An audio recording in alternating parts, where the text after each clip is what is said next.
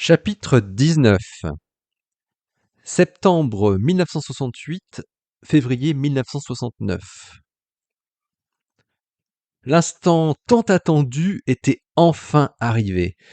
Jocelyne portait dans ses bras le carton qui contenait les 5 exemplaires de son tapuscrit qui faisait chacun 259 pages, annexes et copies des articles comprises. Elle les apportait au bureau de l'administration de New Hall, qui se chargerait de les envoyer aux membres du jury. La date de la soutenance avait déjà été planifiée pour le 18 février 1969.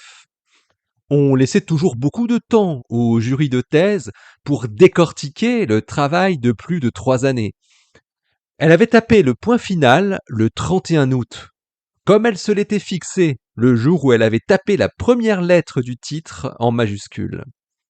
Anthony Hewish avait un peu râlé quand Jocelyne lui avait dit qu'elle voulait faire une annexe spéciale consacrée aux 4 pulsars qu'elle avait découverts. Elle avait fini par le convaincre en disant que sinon, cela paraîtrait très incongru que les seuls facsimilés d'articles qu'elle mettrait à la fin du mémoire fussent justement les papiers du 24 février et du 13 avril, qui ne parlaient absolument pas des quasars. Au moment où Jocelyne avait terminé la rédaction de son annexe sur les pulsars, le 30 août, il y avait déjà eu 5 nouveaux pulsars découverts, ce qu'elle ne manqua pas de mentionner dans son tapuscrit. Les 3 premiers nouveaux avaient été publiés le 10 août, toujours dans Nature, 2 découverts par Terry Cole et John Pilkington, et le 3e par Richard Hugnin et ses collègues de Harvard. Et puis 2 autres avaient été annoncés la semaine suivante, le 17 août, et cette fois dans l'hémisphère sud, par les Australiens Turtle et Vaughan de l'université de Sydney.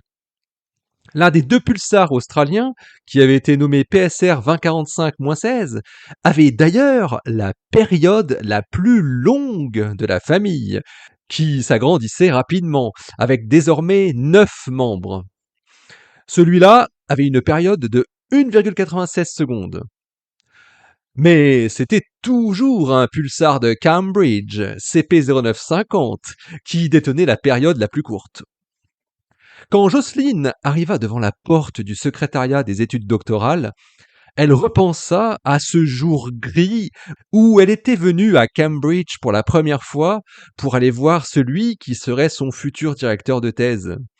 Si on lui avait prédit tout ce qui s'était passé, elle ne l'aurait jamais cru. Sa thèse était sans doute l'une des thèses les plus étranges qui eussent existé, pensait-elle. Elle avait travaillé officiellement sur un sujet bien défini, la détection des quasars avec un radiotélescope à scintillation, mais malgré les centaines de pages qu'elle venait d'écrire dessus, elle savait que le sujet qui l'avait le plus occupé durant cette dernière année n'était pas la détection des quasars, mais bien ce qu'elle avait réussi à mettre en annexe. Elle était maintenant connue dans tout le pays comme la jeune astronome qui avait découvert les pulsars, ces sources radio si mystérieuses. On avait parlé d'elle dans plusieurs journaux, et d'ailleurs, personne ne lui parlait jamais des quasars. Personne ne lui parlait de ces mesures de dimension angulaire de 3C273, pourtant très intéressantes. Tout le monde lui parlait de CP1919.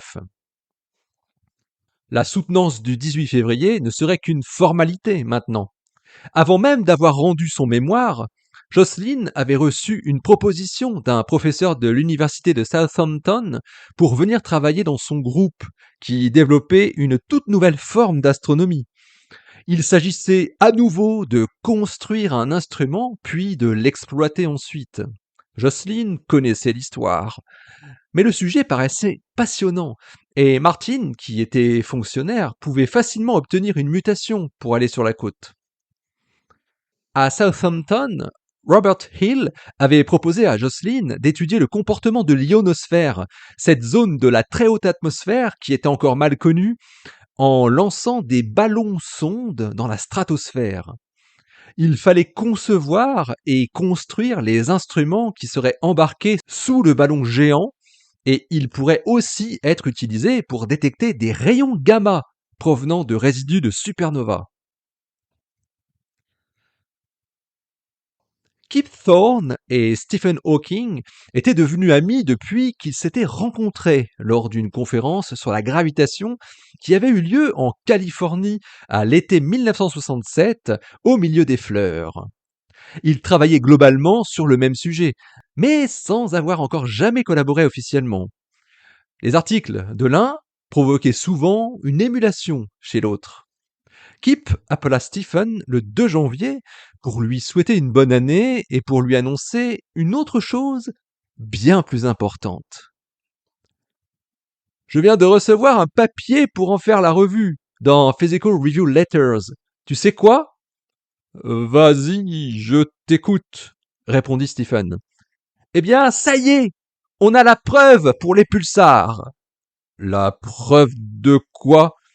Ils viennent de mesurer avec précision la position du pulsar NP0532. Il se trouve exactement au centre de la nébuleuse du crabe. C'est donc bien une étoile à neutrons. Je l'ai toujours dit, rétorqua Stephen. Eh bien, tu avais raison et j'avais tort. En tout cas, maintenant, on est sûr que l'explication de Gold est correcte. Les pulsars sont bien les émissions radio induites par la magnétosphère distordue au cours de la rotation. Les pulsations ne sont autres que le résultat de la vitesse de rotation des étoiles à neutrons qui sont produites dans les supernovas. Il n'y a pas que moi qui avais raison. Jocelyn Bell, l'étudiante qui a découvert les premiers pulsars, elle aussi avait pressenti que la théorie de Gold tenait la route. Et elle l'avait même compris avant d'avoir connaissance du papier de Gold. Ah oui, elle avait du flair. Mais c'est mieux d'avoir une preuve par l'observation, hein, et pas seulement du flair, hein, répondit Kip. C'est sûr. Bon, il est vraiment solide, ce papier? Est-ce que tu penses que je peux l'annoncer à Belle? Il se trouve que je la connais un peu, et je sais qu'elle doit soutenir sa thèse le 18 février prochain. Ça serait bien que l'article soit publié avant cette date, pour elle. Ah oui, c'est du solide. Tu peux la prévenir si tu veux, mais il ne faut pas trop ébruiter ça non plus. C'est déjà une petite faveur, hein, que je te fais, Stephen. En tout cas, pour ce qui me concerne, ma revue, ça sera assez rapide. Mais après, il y a sans doute 2 autres vérificateurs avec ce journal. Donc, je ne peux pas faire grand-chose d'autre, pour que ça aille vite. Le 18 février, c'est dans 7 semaines. Je pense que ce sera publié d'ici là quand même. Espérons, répondit Hawking. Bon, si les étoiles à neutrons existent réellement, ça veut dire que les trous noirs existent eux aussi. Tu es bien pressé, Kip. Je croyais que tu attendais une preuve par l'observation. Bien sûr, bien sûr, bien sûr. Mais il faut avouer que les étoiles à neutrons ne sont qu'un stade intermédiaire dans l'effondrement gravitationnel. Je vais pas te l'apprendre. Il n'y a plus aucune raison maintenant pour que les trous noirs n'existent pas si les étoiles à neutrons sont réelles. Oui, je suis d'accord avec toi. C'est plutôt rassurant, en fait, de voir à quel point la relativité générale s'applique bien à l'univers, répondit Hawking, et qu'on ne fait pas tous nos calculs pour rien. Ce n'est jamais pour rien, tu sais. Même quand ils sont faux, ils sont toujours utiles. Bon allez, je te laisse, Stephen. Prends soin de toi. Juste après avoir raccroché, Stephen appela sa femme pour savoir si elle connaissait la nouvelle adresse professionnelle de Jocelyn Bell Burnell, qui avait quitté Cambridge peu de temps après son mariage et le rendu de son mémoire. Jane ne connaissait pas le laboratoire exact pour lequel Jocelyn travaillait désormais, mais elle savait que c'était à l'université de Southampton. C'était une information suffisante pour Stephen. Le standard de l'université le mit rapidement en contact avec le laboratoire d'études de l'ionosphère où Jocelyne avait élu domicile pour quelques années. Il prétexta la nouvelle année pour ce coup de fil inhabituel. J'ai appris une nouvelle qui devrait beaucoup te plaire. C'est un ami théoricien américain qui vient de me l'apprendre. Il vient de recevoir un papier important pour en faire la revue. Et il faut que je devine qui c'est demanda Jocelyne. L'auteur du papier ou mon ami? Je ne sais pas. Vas-y, je n'ai pas trop envie de jouer. De quoi il s'agit? Tu sais sans doute que récemment on avait détecté 2 pulsars à proximité de la nébuleuse du Crabe. Oui, bien sûr. Je m'intéresse toujours à ces petites sources. Quand on pense qu'il y en a maintenant 13, alors que je dis dans ma thèse qu'il y en a 9, ça va trop vite. Eh bien, dans le papier dont je te parle, ils ont mesuré la position très précise de l'un des deux, NP0532, et il se trouve très exactement au centre de la nébuleuse du Crabe. Au centre. C'est donc bien ce qu'on pensait. C'est le résidu effondré de la supernova. C'est bien une étoile à neutrons. Stephen crut entendre le souffle de Jocelyne qui couvrait un silence de plusieurs secondes. Merci, Stephen. Merci. C'était donc ça. Mon Dieu, il aura fallu un peu plus d'1 an pour que l'on comprenne enfin l'origine des pulsars. Je me doutais que c'était des étoiles à neutrons, je m'en doutais. Moi, j'en étais sûr. Cela signifie que cette étoile à neutrons est née il y a moins de 1000 ans. 915 ans, très exactement. C'est fascinant. C'est fou de savoir que les astronomes chinois du XIe siècle ont observé la supernova et que nous, maintenant, nous voyons le résidu de cette explosion. Une étoile à neutrons qui tourne sur elle-même 30 fois par seconde, dit Jocelyne. Oui, la théorie de Thomas Gold était bien la bonne. J'en étais sûr.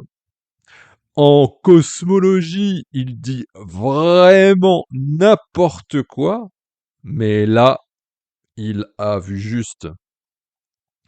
Les Américains ont peut-être trouvé la bonne théorie et la preuve définitive, mais les Anglais ont découvert la plupart des sources. L'honneur est sauf, répondit Jocelyne. Oh, mais Gold n'est pas vraiment américain. On peut même dire qu'il est anglais. Il a passé de longues années ici, tu sais, même à Cavendish, juste après la guerre. À Cavendish? Oui, c'était un ami de Hoyle à l'époque. Et même encore maintenant, j'imagine. En tout cas, ils n'en démordent pas sur leur univers statique sans Big Bang. Même après la découverte du rayonnement micro-ondes, ils continuent à nier l'évidence. C'est bien les seuls. C'est presque étonnant qu'il ait trouvé la bonne solution pour les pulsars. C'est à cause de son passé et de ses positions en cosmologie que son papier de l'année dernière n'a pas fait plus de bruit? Demanda Jocelyne. C'est très possible, mais moi j'ai tout de suite su qu'il avait trouvé la solution. Ça collait tellement bien, continua Stephen. Je me rappelle le séminaire de Hoyle en mai dernier, quand tu avais dit que l'idée que j'avais lancée était la bonne et que son papier allait sortir. Je comprends mieux la réaction de l'auditoire maintenant.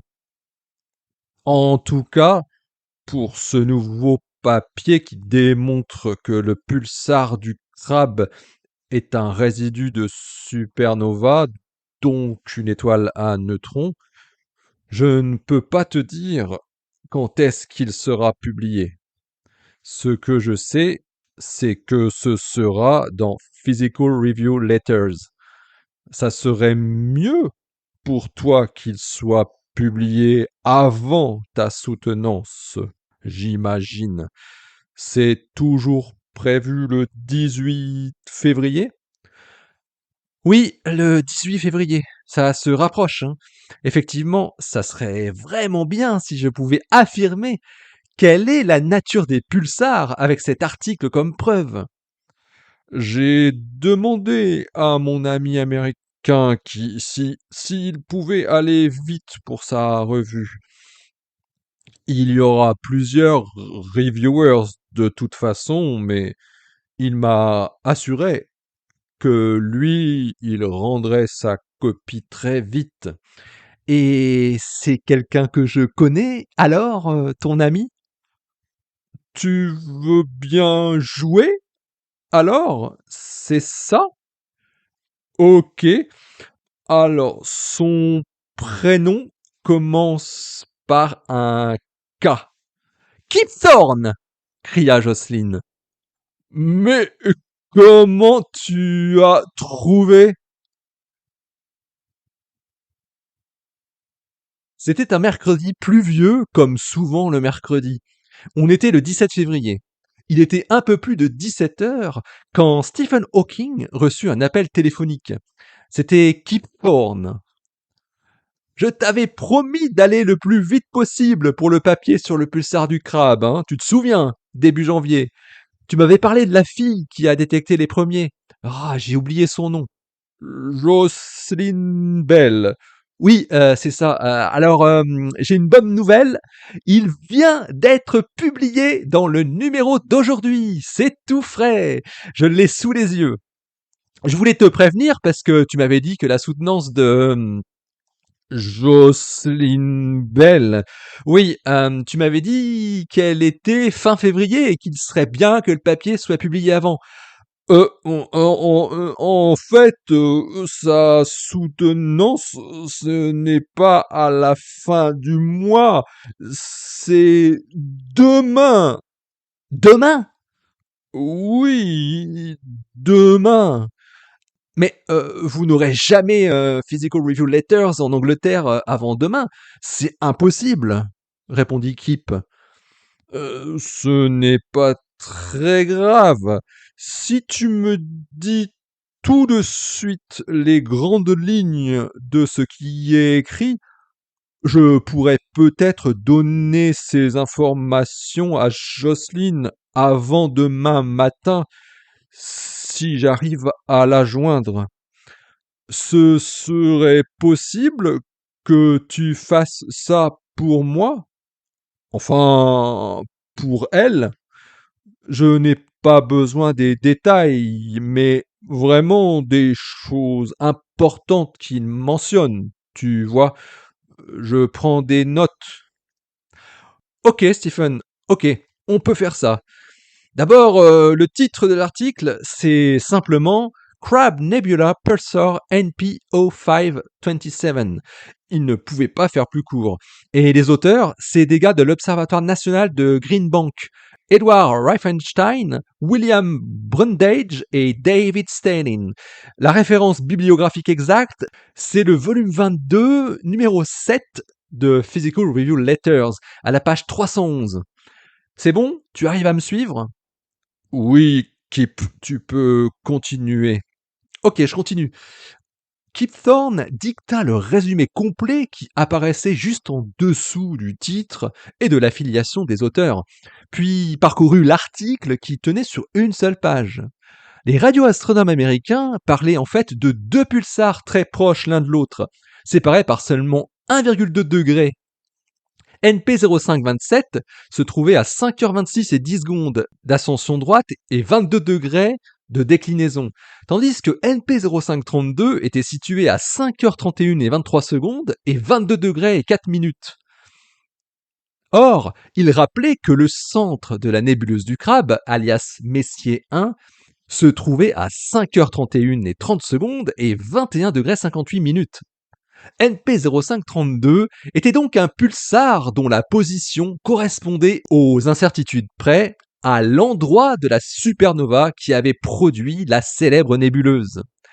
Ils évaluaient ensuite la vitesse de NP0527 en considérant qu'il se trouvait à la même distance que la nébuleuse et trouvaient une vitesse gigantesque de 15% de la vitesse de la lumière. Mais le plus important, c'était la position précise de NP0532. Stephen appela aussitôt le numéro qu'il avait noté à l'université de Southampton pour annoncer la nouvelle à Jocelyn et lui offrir les informations que lui avait données Kip. Jocelyn était malheureusement absente. Stephen appela Jane pour qu'elle lui donne le numéro des Burnell, en lui précisant que c'était très urgent et très important pour Jocelyn. Il était presque 18h quand Stephen eut enfin Jocelyn au bout du fil. Elle devait prendre le train le lendemain très tôt pour rejoindre Cambridge et était dans les derniers préparatifs dans le choix de ce qu'elle allait porter pour la soutenance. Il lui raconta tout ce qu'il avait noté.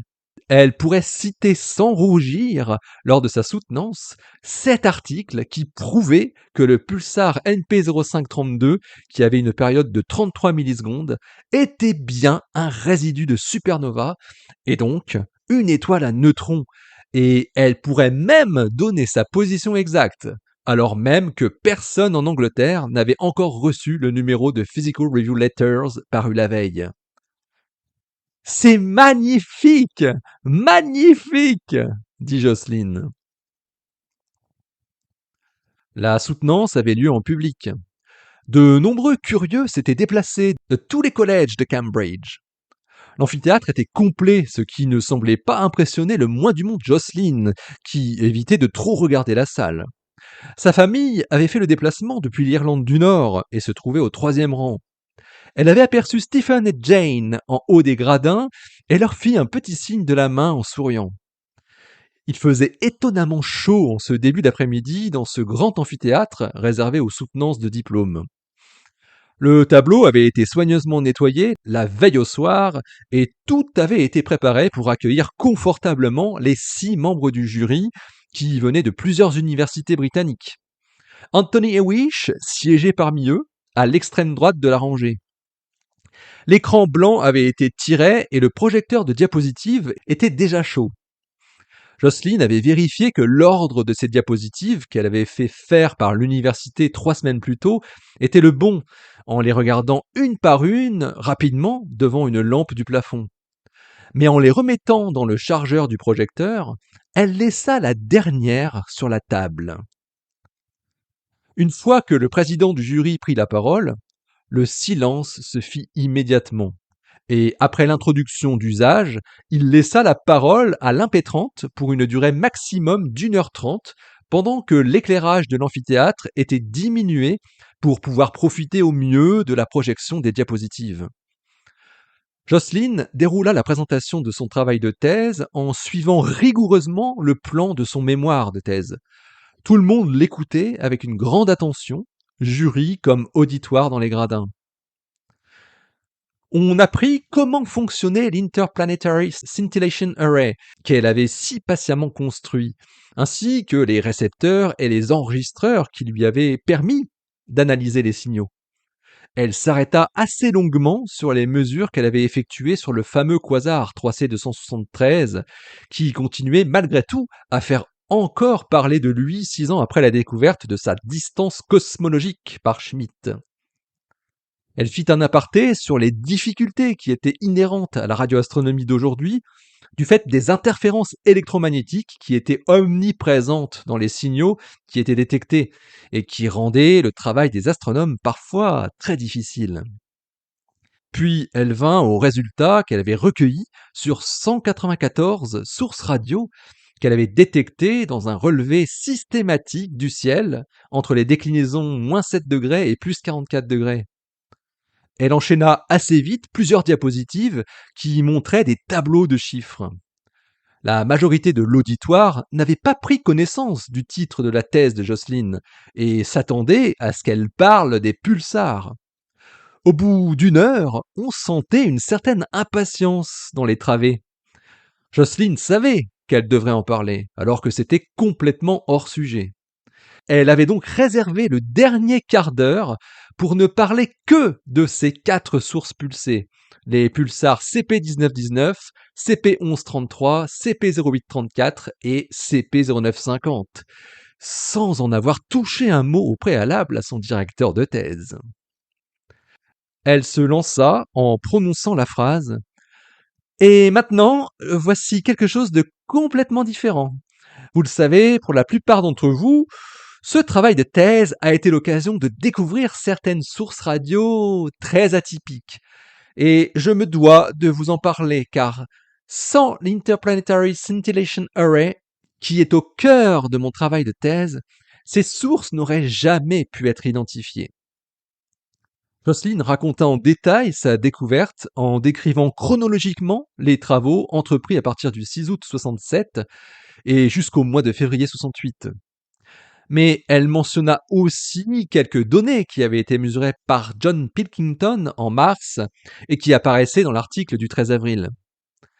Jocelyne précisa qu'à la date de la rédaction de sa thèse, il n'existait que 9 pulsars, mais qu'il en existait maintenant déjà 13, et que leur nombre allait sans doute exploser dans les mois et les années qui allaient suivre. Au bout de 10 minutes, elle en arriva aux explications théoriques qui avaient été envisagées jusqu'à aujourd'hui pour expliquer ces sources radiopulsées. Parmi tous ces modèles, il y en a un en particulier qui vient de trouver une fantastique preuve observationnelle très récemment. Elle croisa brièvement le regard de Anthony Hewish, qui la dévisageait avec un étonnement teinté de crainte. Je viens de recevoir cette information très importante en provenance des États-Unis. Un article vient d'être publié hier dans Physical Review Letters, dans le volume 22, le numéro 7, à la page 311. Jocelyne chercha du regard Stephen et Jane vers les rangées du haut. C'est un article de Edward Riefenstein, William Brundage et David Stalin de l'observatoire de Green Bank. Il montre que le pulsar NP0532 se trouve exactement au centre de la nébuleuse du Crabe. Le modèle de Thomas Gold, dont je vous ai parlé il y a quelques minutes, apparaît donc être une très bonne solution pour expliquer les pulsars. Ce seraient donc des étoiles à neutrons en rotation rapide, ce que le résidu de supernova de la nébuleuse du Crabe nous confirme si brillamment. La pulsation du signal que nous observons ne serait donc que la trace de la rotation de l'étoile à neutrons qui émettrait un fin faisceau d'ondes radio à partir soit de sa surface, soit de sa magnétosphère. Ce point reste encore à déterminer. L'observation des pulsars nous permet donc de démontrer directement qu'il existe bel et bien des étoiles à neutrons, des astres qui étaient jusqu'à aujourd'hui des objets hypothétiques.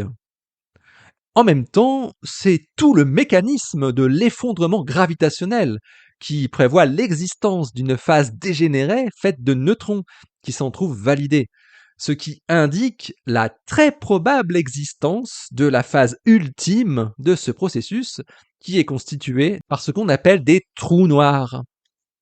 Jocelyne n'avait pas montré la dernière diapositive qu'elle avait fait fabriquer, dans laquelle elle posait une question en conclusion. Naine blanche ou étoile à neutrons, pour évoquer la solution théorique la plus probable. La diapositive était devenue obsolète. Le président la remercia pour son exposé, puis les 7 membres du jury se retirèrent pour délibérer, alors que de nombreuses personnes descendaient les travées pour aller féliciter l'impétrante.